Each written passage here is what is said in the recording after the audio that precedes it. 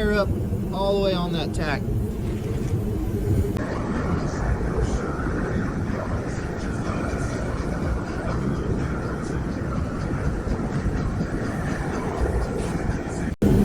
Alright, I told you it was all rollouts, and this is how I'm rolling it out.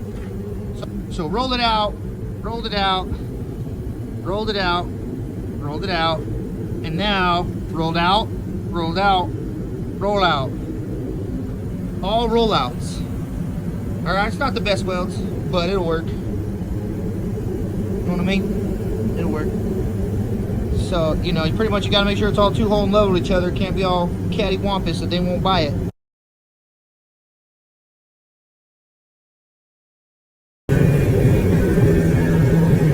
The outside oil pilot still under.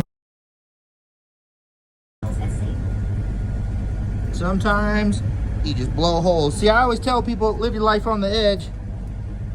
Like, I live it on the edge, man. But if I blow a hole, I just skip it and keep going. No need to stop and fix it then. Fix it with meat in it, not with no bean in it.